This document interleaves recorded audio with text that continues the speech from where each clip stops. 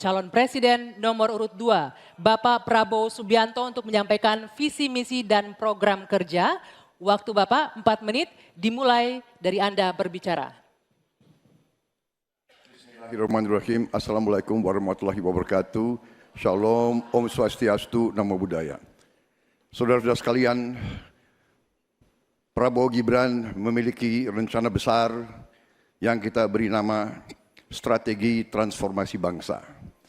Inti daripada strategi ini tentunya adalah meningkatkan kemakmuran bangsa Indonesia dan terutama memperbaiki kualitas hidup manusia Indonesia, seluruh rakyat Indonesia.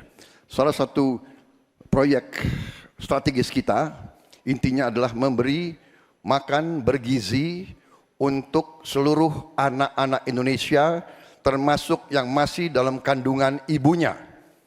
Dan selama sekolah sampai dari usia dini sampai dewasa.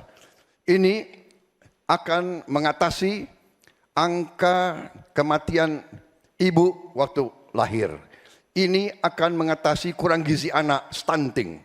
Ini akan menghilangkan kemiskinan ekstrim. Ini akan menyerap semua hasil panen para petani dan nelayan.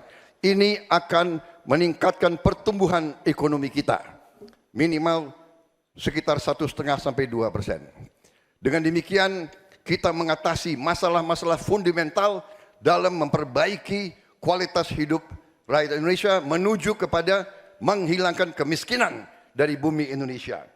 Di bidang kesehatan kami akan membangun rumah sakit modern di setiap kabupaten dan kota dan puskesmas modern di setiap desa di seluruh Indonesia. Kami akan segera mempercepat mengatasi kekurangan dokter di Indonesia. Kita kekurangan sekitar 140.000 dokter dan itu akan kita segera atasi dengan cara kita akan menambah fakultas kedokteran di Indonesia. Dari yang sekarang 92, kita akan membangun 300 fakultas kedokteran. Kita juga akan mengirim 10.000 anak-anak pinter dari SMA, lulusan SMA kita akan beri beasiswa ke luar negeri untuk belajar kedokteran dan 10.000 lagi untuk belajar sains, teknologi, engineering dan matematik, kimia, biologi dan fisika. Itu kita rebut teknologi, kita rebut sains. Saudara-saudara sekalian, kita juga akan membangun 3 juta rumah untuk mereka yang belum punya rumah. 1 juta di pedesaan, 1 juta di pesisir, 1 juta di perkotaan. Saudara-saudara sekalian, kita yakin bahwa pendidikan strategis. Kita harus memperbaiki gaji guru, termasuk gaji honorer, meningkatkan kompetensi guru. Kita harus memberi pelatihan-pelatihan, penataran-penataran, dan juga seluruh penyelenggara negara, ASN, TNI, Polri, penyuluh-penyuluh pertanian di mana-mana harus kita perbaiki gajinya sehingga kualitas hidup mereka akan baik, sehingga mereka bisa memberi pelayanan kepada rakyat dengan sebaik-baiknya. Saudara-saudara sekalian, itu beberapa program unggulan kami dalam rangka strategi transformasi bangsa. Kita tidak hanya sekedar mau pembangunan, kita mau transformasi bangsa kita di atas landasan ekonomi yang sudah dibangun oleh Presiden Joko Widodo dan presiden-presiden sebelumnya. Saudara-saudara sekalian, demikian pemikiran kami. Kami yakin kami akan melaksanakan itu dan kami akan mencapai Indonesia Emas 2045. Terima kasih. Wassalamualaikum warahmatullahi wabarakatuh. Terima kasih Pak Prabowo.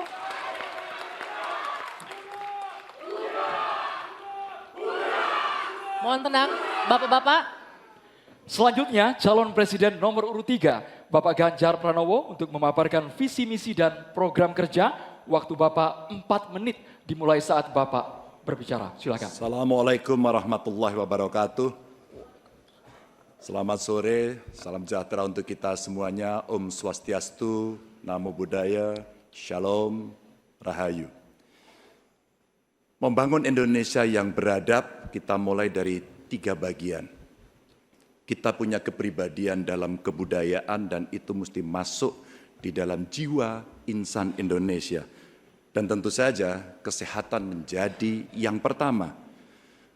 Preventif adalah sesuatu yang paling bagus. Kita olahraga, makan sehat, dan itu akan membantu dalam politik kesehatan kita akan jauh lebih baik. Dan tentu saja akses kesehatan yang diperlukan di setiap desa. Kenapa Ganjar Mahfud membuat satu desa, satu vaskes, satu nakes? Karena kami ingin mereka mendapatkan yang terbaik. Dan kemudian ibu, anak, lansia, disabilitas, masyarakat adat akan mendapatkan peran yang sama di dalam layanan-layanan kesehatan, di mana di daerah-daerah terisolir mereka membutuhkan akses ini dengan sangat bagus. Kalau itu semua sudah baik Bapak Ibu, maka pendidikan dan kebudayaan mesti kita bangun bersama-sama. Akses pendidikan yang baik, lebih inklusi, kemudian kurikulum yang mantap, dan tentu saja fasilitas yang diberikan harus bisa memberikan akses terbaik untuk anak-anak didik kita, termasuk nasib guru dan dosen. Kalaulah kemudian ini bisa berjalan dengan baik, maka perempuan muda dari Jogja, Mbak Kalis namanya, menyampaikan, Pak Ganjar, perhatikan mereka yang selama ini terpinggirkan. Ada dua yang utama, kelompok perempuan, dan yang kedua adalah penyandang disabilitas. Tolong betul agar sekolah makin inklusi dan mereka tidak mendapatkan perlakuan yang diskriminatif. Setelah itulah kemudian baru mereka bekerja. Dan tentu saja keterampilan yang dia dapatkan melalui pendidikan yang baik, ini akan mendorong atau bisa merespon lapangan kerja yang sangat terbuka dan upah buruh yang baik. Sehingga kawan-kawan buruh kemarin bertemu dengan saya, tolong Pak, segera review Undang-Undang Cipta Kerja. Karena ini yang perlu mendapatkan keseimbangan dengan nasib kami. Dan tentu saja pembangunan ini harus berorientasi kepada SDM atau manusia. Budi pekerti yang baik, sopan, toleran, tidak atigang, atigung, atikuno, sehingga mereka menjadi manusia yang lengkap. Ini bisa berjalan dengan cepat kalau digitalisasi kita lakukan. Infrastruktur teknologi informasinya baik, kemudian tersebar, internetnya bisa cepat, dan mereka akan bisa mendapatkan media yang bagus untuk mengembangkan diri. Tentu saja Bapak Ibu, dalam politik kali ini itu mesti diberikan contoh. Demokrasinya harus lebih baik, demokratisasi berjalan baik, kemudian contoh atau teladan pemimpin yang juga baik dan tidak ada konflik kepentingan seperti Pak Mahfud contohkan, dia mundur agar ini membangun integritas yang baik. Dan tentu saja keresahan yang muncul baik dari Gusmus, Muhammadiyah, Romo Van Magnis, Gunawan Muhammad, dan kampus-kampus mesti menjadi catatan kita bersama bahwa kita dalam konteks ber-Indonesia, berbudaya, semua dalam koridor yang baik. Dan tentu saja, kenapa ini mesti kita lakukan Bapak Ibu? Karena itulah suara-suara rakyat yang kami dengarkan oleh Ganjar Mahfud ketika kami tidur di rumah penduduk, ketika kami mendengarkan mereka, dan mereka membuka seluruh unek-uneknya. Itulah kenapa kami sampaikan, tuanku adalah rakyat, jabatan ini hanyalah mandat. Wassalamualaikum warahmatullahi wabarakatuh. Waalaikumsalam warahmatullahi wabarakatuh. Terima kasih banyak Bapak Ganjar Pranowo. Nanti waktunya Bapak Ibu semua. Oke, ada waktunya nanti ya. Sabar dulu. Baik, selanjutnya kami persilakan calon presiden nomor urut 1 Bapak Anies Rashid Baswedan untuk menyampaikan visi, misi, dan program kerja. Waktu Bapak 4 menit dimulai ketika Anda berbicara.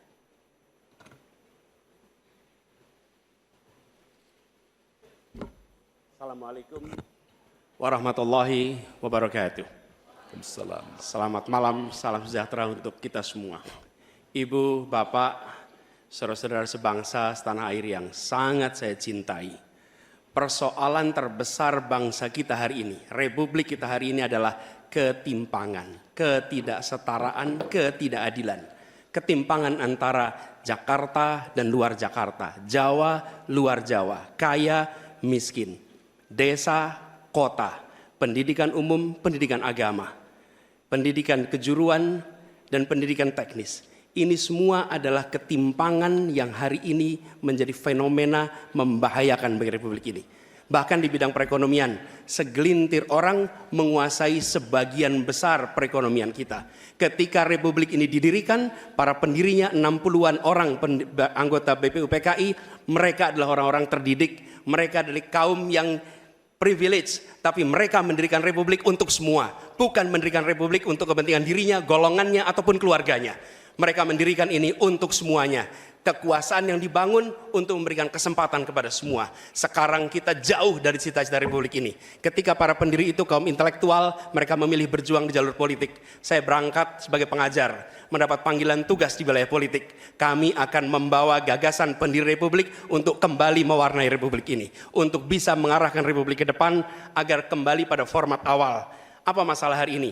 45 juta orang belum bekerja dengan layak. Bicara jaminan sosial, lebih dari 70 juta orang tidak punya jaminan sosial. Bicara pendidikan, jauh dari kota, terpencil, masa depan jadi suram. Kemampuan tinggi, kesempatan tidak ada. Sangat frustrasi melihatnya. Kesehatan mental, kekerasan seksual, lebih 15 juta orang jadi korban. Ini problem-problem yang tidak menjadi kepedulian segelintir elit. Ini adalah kepedulian rakyat kebanyakan. Karena itu dalam perjalanan kami 1 tahun, kami menemukan jutaan rakyat yang berbondong-bondong menginginkan perubahan. Mereka membuat poster rakyat, membuat posko rakyat, mendoakan dari tempat yang tidak kita lihat. Poster-poster itu cemerlang karena bukan didanai dari uang dari Jakarta, tapi didanai oleh keringatnya yang jernih hasil kerja kerasnya. Ini adalah keinginan perubahan. Apa yang ingin kita capai? 1, kita akan memastikan hidup sehat dan bila sakit ada pertolongan cepat. Tumbuh cerdas dengan biaya terjangkau. Keluarga sejahtera karena upahnya layak. Dan bila membutuhkan diberikan bansos sesuai kebutuhannya, bansos plus. Bukan memberikan bansos untuk kepentingan yang memberi, tapi untuk kepentingan yang diberi. Dan warga negara yang bangga dengan negaranya. Karena dijaga budayanya dan etikanya dijaga tinggi. Kita menginginkan persatuan karena ditopang dengan rasa keadilan. Persatuan itu tidak mungkin terjadi dalam ketimpangan. Persatuan membutuhkan rasa keadilan.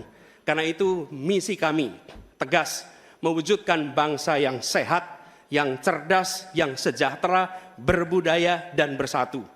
Kita menyaksikan begitu banyak orang punya prinsip sopo wani rekoso bakal nggayuh mulyo. Siapapun yang bersungguh-sungguh dalam usahanya pasti meraih kemuliaan. Tapi bila kesempatannya ada, bila kesempatannya tidak ada, menghasilkan frustrasi. Dan kami ketika menjalankan amanat, maka kami akan memegang prinsip ngadek sacekna, nilas saplasna. Konsistensi ucapan dan perbuatan, menjunjung kejujuran dan kearifan. Ini komitmen kami. Fokus pada pembangunan manusia Indonesia, menghadirkan kesetaraan, menghadirkan keadilan. Dengan seperti itu kita ada persatuan. Perubahan saatnya kita kerjakan. Katong bergerak untuk perubahan, untuk seluruh rakyat Indonesia dimanapun berada. Terima kasih. Assalamualaikum warahmatullahi wabarakatuh. Waalaikumsalam warahmatullahi wabarakatuh. Terima kasih Pak Anies. Dan kini silakan kita berikan tepuk tangan dan apresiasi untuk ketiga calon presiden yang sudah menyampaikan visi, misi, dan program kerja mereka. Silakan. Silakan.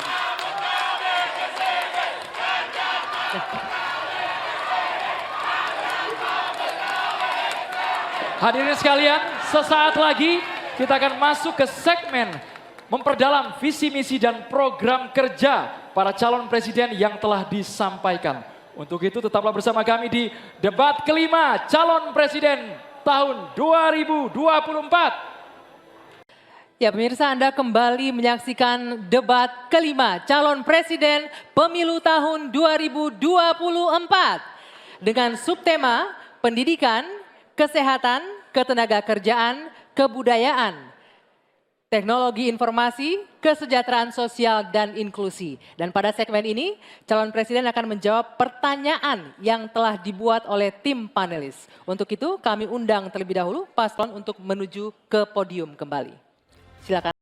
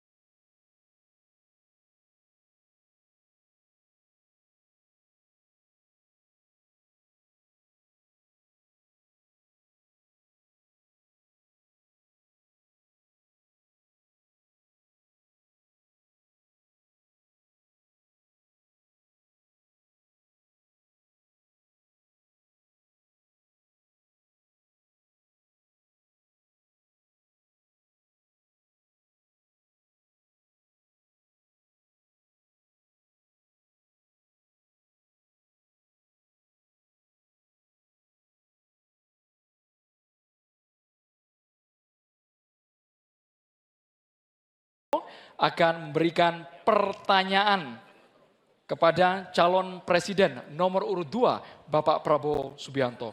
Waktu Bapak Ganjar 1 menit dimulai saat Bapak berbicara. Silakan Pak Ganjar. Pak Prabowo, saya punya program internet gratis untuk sekolahan, untuk UMKM.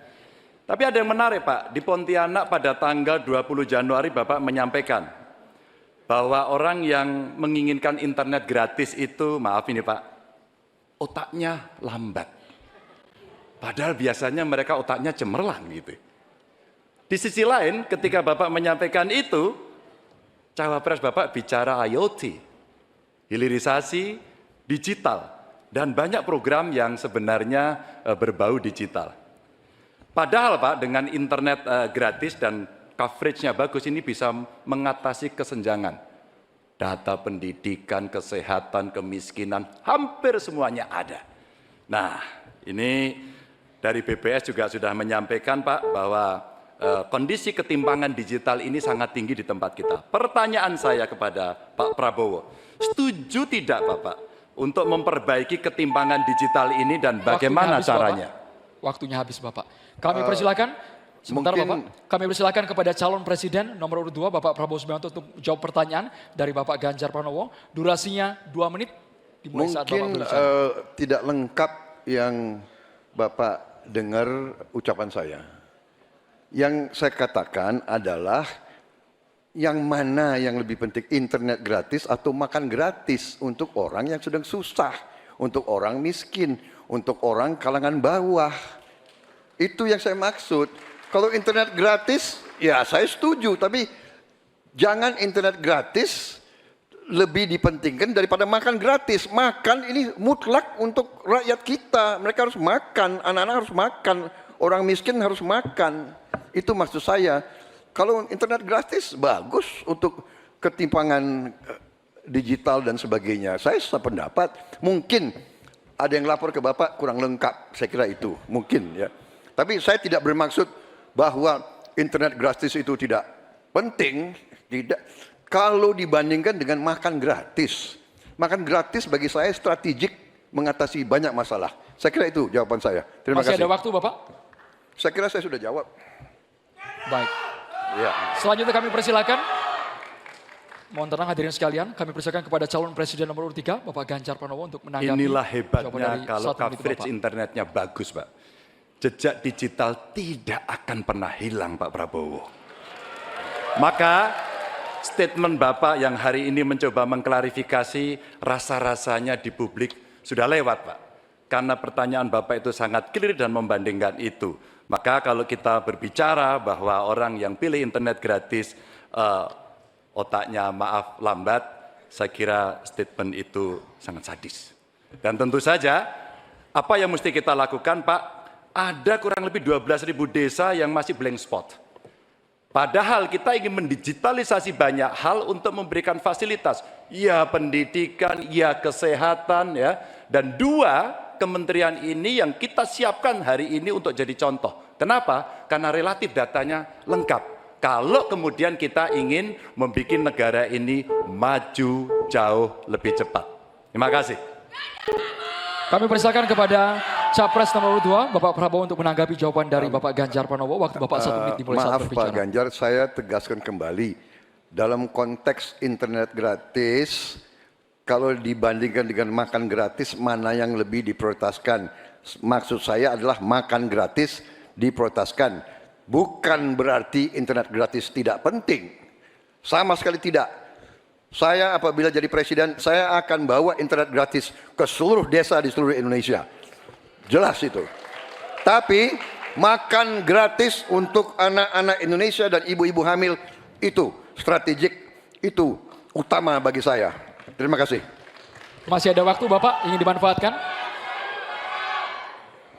Cukup? Cukup. Ya, selanjutnya kita akan beralih ke Capres nomor urut 1, Pak Anies Baswedan yang akan bertanya ke Capres nomor urut 3, Pak Ganjar Pranowo. Silakan Pak Anies, pertanyaannya dimulai 1 menit dari Anda berbicara.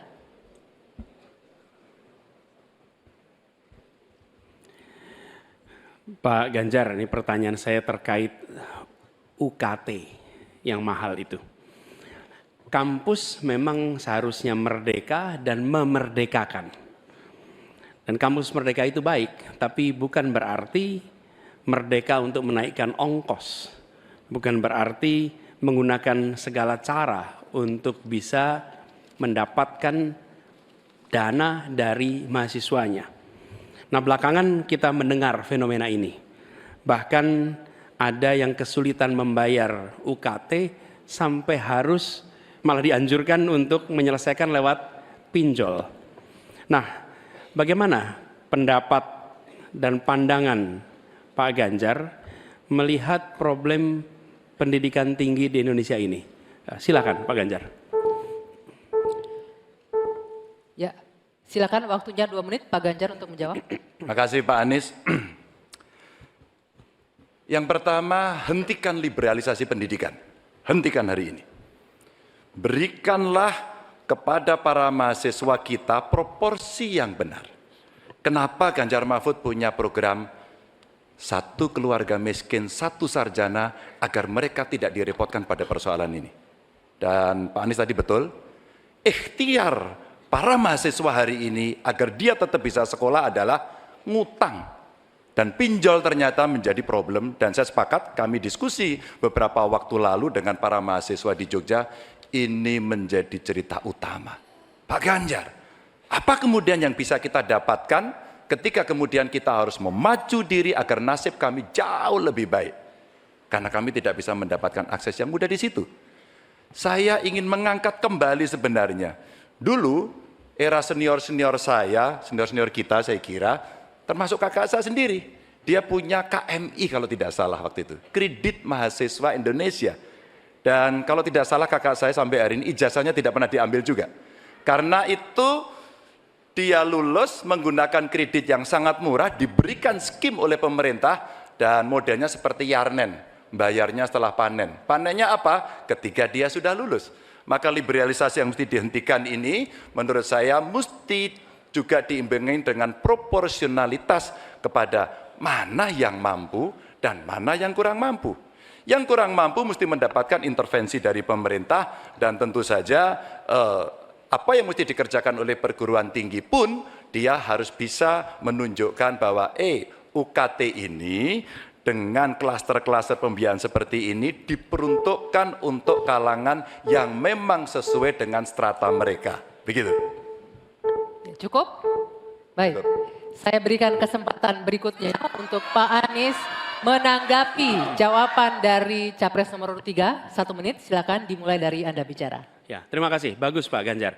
Kami teruskan. Jadi kami melihat pendidikan tinggi sebagai supplier pembentukan kelas menengah Indonesia. Negara harus menempatkan pendidikan tinggi itu sebagai eskalator sosial ekonomi.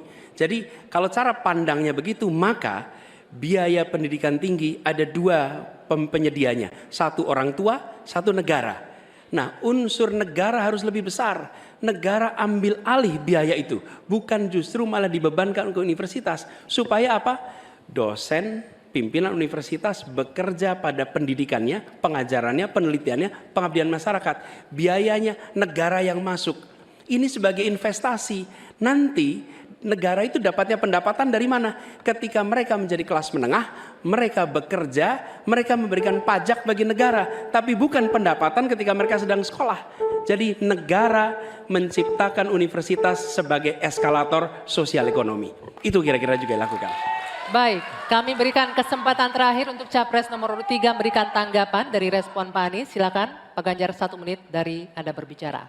Kalau kita ingin membangun dan basisnya adalah sumber daya manusia, saya kira tidak boleh diingkari bahwa betul pendidikan adalah investasi.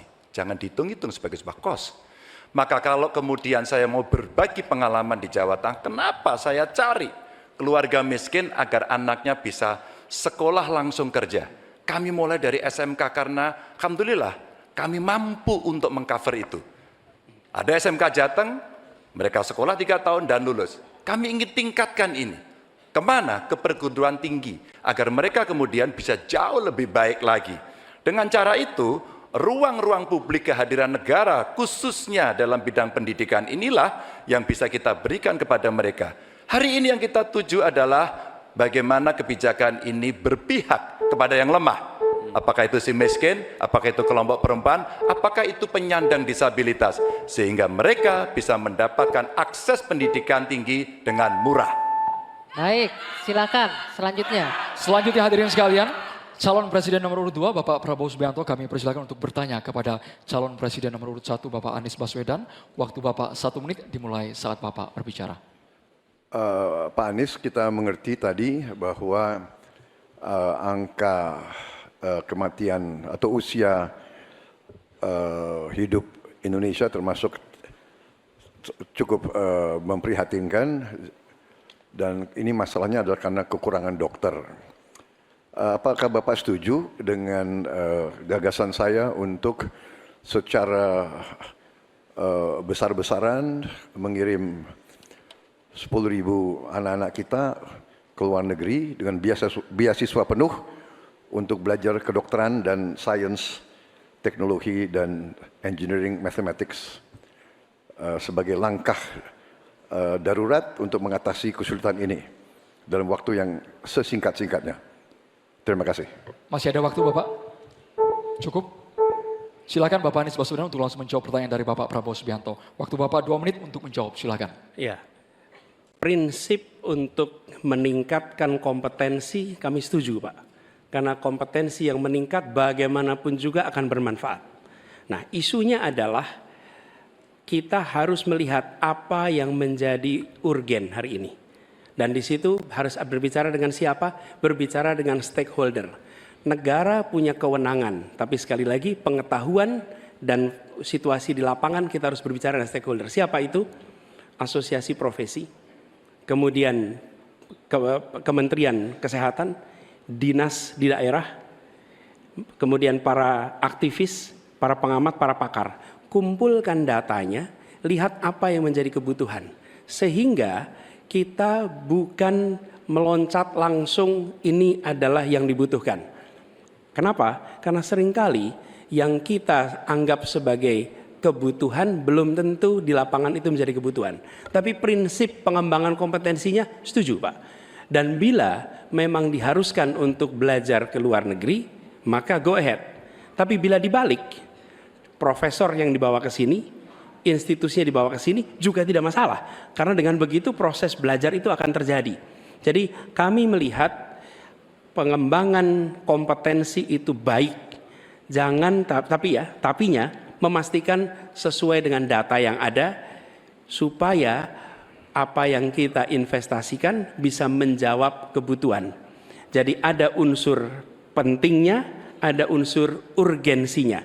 Kita kerjakan mana? Yang dapat dua-duanya, yang urgen dan yang penting, supaya hasilnya bisa langsung kita manfaatkan untuk Indonesia. Begitu jawabannya kira-kira Bapak. Terima kasih. Masih ada kasih. waktu Bapak?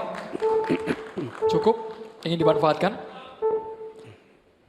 Kami persilakan kepada Bapak Prabowo untuk langsung menanggapi jawaban dari Bapak Anies Baswedan. Waktu Bapak 1 menit. Baik, saya kira Pak Anies, saya kira masalahnya adalah datanya sudah cukup jelas bahwa kita kekurangan 140.000 dokter. Sebagai contoh, di Atambua ada satu rumah sakit yang seharusnya ada 16 dokter, dokternya hanya 1 orang. Jadi dia kewalahan, dia harus melayani 3 kabupaten. Jadi bagaimanapun pemerintah saya kira harus ambil tindakan-tindakan yang cukup darurat.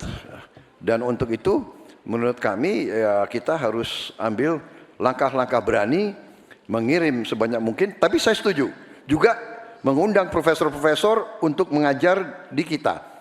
Jadi saya usulkan bahwa dari 92 fakultas kedokteran kita tingkatkan menjadi 300 fakultas kedokteran. Jadi saya kira usul Pak Anies baik juga mengundang profesor Waktunya ke Indonesia. Bapak. Terima kasih. Terima kasih, waktunya habis. Kami persilakan Bapak Anies Baswedan untuk menanggapi jawaban dari Bapak Prabowo. Waktu Tentu. Bapak 1 menit. Baik, terima kasih.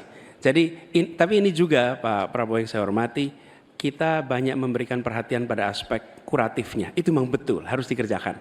Tapi jangan lupa aspek preventifnya. Dan ketika bicara aspek kuratif ada 2.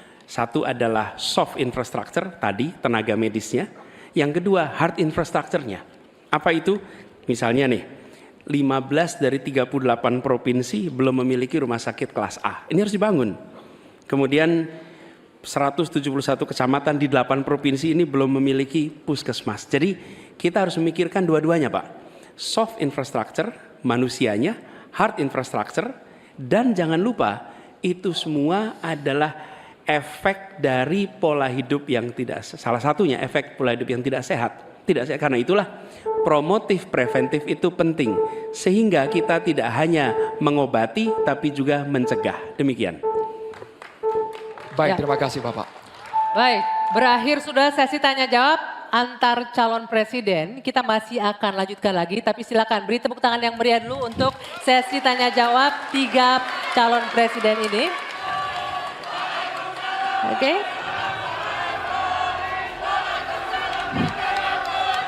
Ya, baik.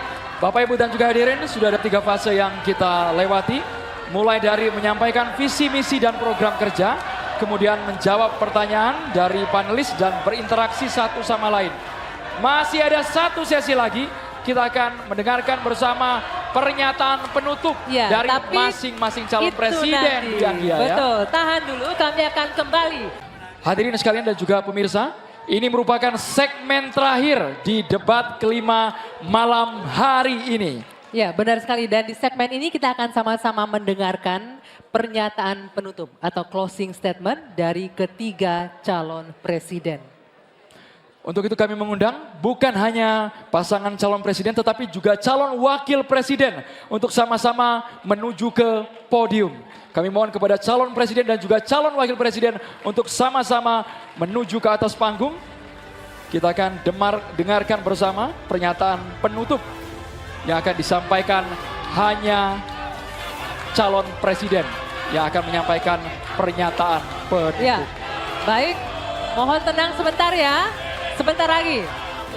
Oke, kesempatan pertama kami akan berikan pernyataan penutup yang akan disampaikan oleh Capres nomor urut 1, Bapak Anies Rashid Baswedan. Waktunya 4 menit, dimulai dari Anda berbicara. Silakan.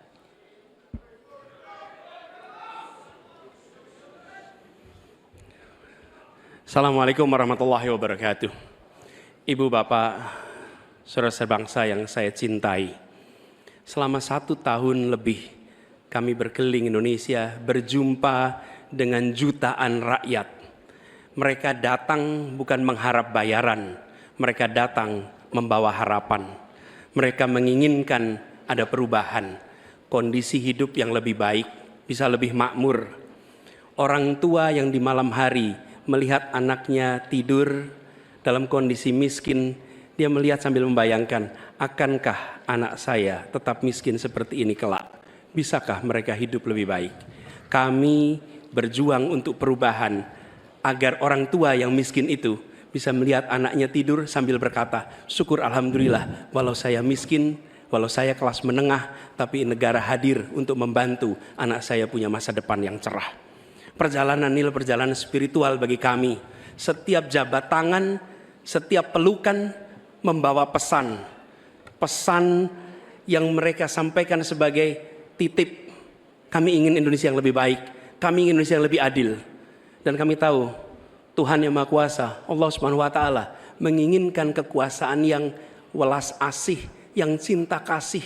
Karena itu kami yakin bahwa Tuhan yang Maha Kuasa, Allah Subhanahu wa Ta'ala, akan memberikan kekuasaan pada yang dikehendaki. Qul yallahumma malikal mulki tu'ti mulka man tasya wa tanziul mulka mimman tasya. Bahwa Tuhan akan memberikan dan mencabut dari yang dikehendaki. Karena itu kami dalam berjuang menyadari betul cinta kasih, welas asih, ketulusan, keteguhan menjadi bagian dari perjuangan ini.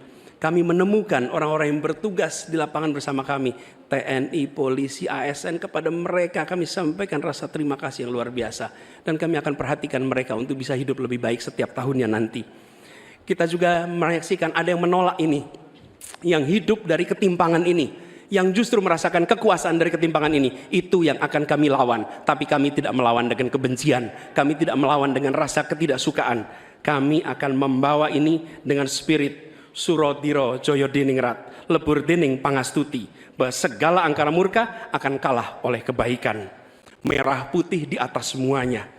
penghormatan kepada kebinekaan, penghormatan kepada persatuan akan mengantarkan kita, yang kita ikhtiarkan bersama-sama, menjadi Indonesia yang cerdas, sejahtera, sehat. Kesetaraan kesempatan bagi semua, itulah yang kami akan bawa.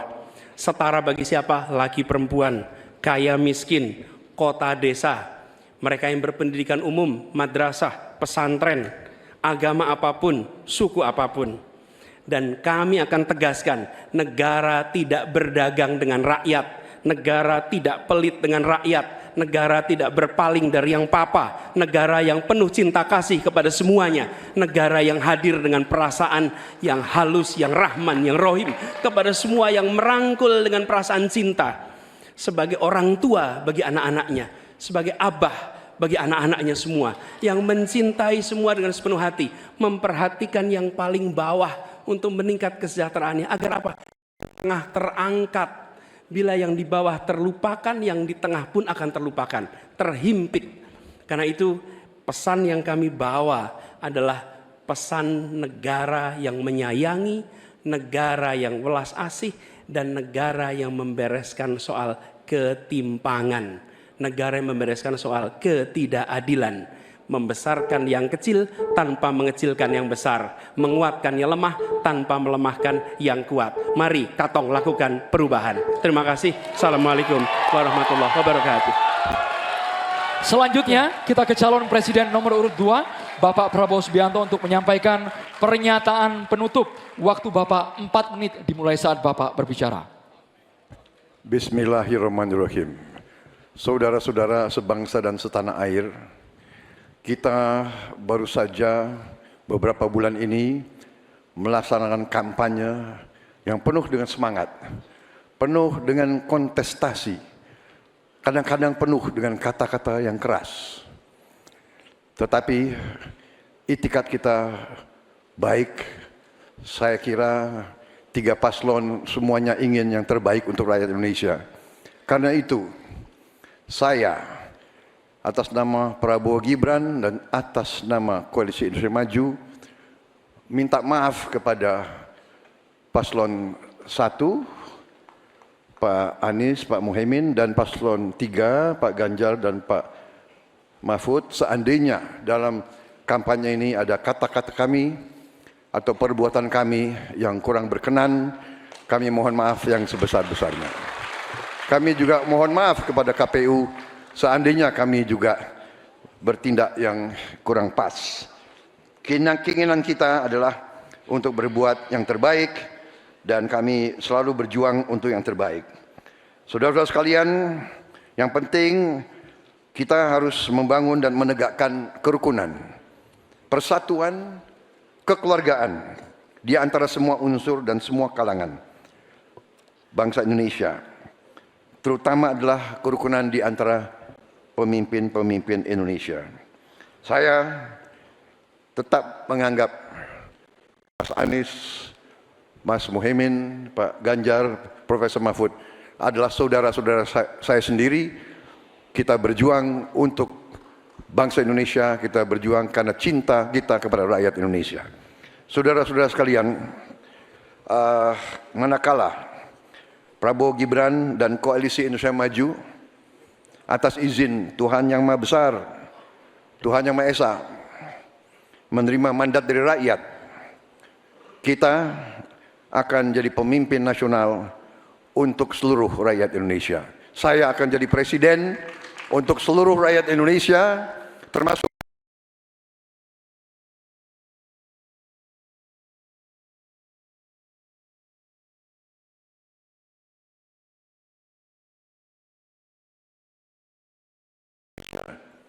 kami bertekad menghilangkan kelaparan dan kurang gizi bagi rakyat Indonesia. Kami bertekad mengurangi angka kematian ibu-ibu yang sedang melahirkan. Kami berjuang untuk menghilangkan korupsi dari bumi Indonesia. Kami berjuang untuk perdamaian bagi rakyat Indonesia dan bagi bangsa Indonesia. Kami berterima kasih kepada semua pemimpin-pemimpin Indonesia, semua presiden Indonesia, Bung Karno, Pak Harto, Pak Habibie, Gus Dur, Ibu Megawati, Pak SBY, dan Pak Joko Widodo. Mereka adalah putra-putri terbaik bangsa Indonesia. Kami terima kasih kepada mereka telah menjaga Republik kita. Sekarang kita menikmati, tidak terlibat dalam pertikaian dengan bangsa-bangsa lain. Kita sekarang fokus, musuh kita adalah kemiskinan, musuh kita adalah kelaparan, musuh kita adalah kesulitan rakyat, harus kita atasi. Kita membangun Indonesia kuat, adil, makmur, aman untuk semua, adil untuk semua, makmur untuk semua. Wassalamualaikum warahmatullahi wabarakatuh.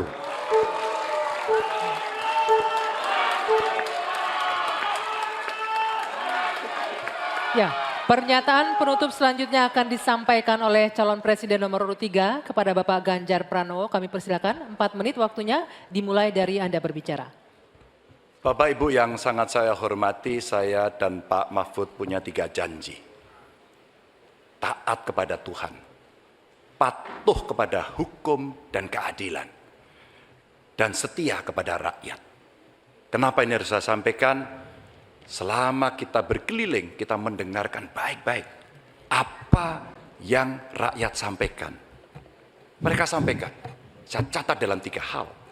Yang pertama, bangsa ini sering sekali dikecewakan oleh para pemimpinnya. Kita tidak mau lagi itu terjadi. Mulai dari fasilitas kesehatan yang tidak terpenuhi, mulai dari pendidikan yang tidak inklusif, lapangan kerja yang tidak bisa menjangkau lebih banyak orang, atau barangkali bagaimana 1000 kehidupan pertama untuk mencegah stunting itu mesti betul-betul dilakukan agar bangsa ini punya investasi besar terhadap SDM yang ada di Indonesia. Itu janji yang harus ditepati.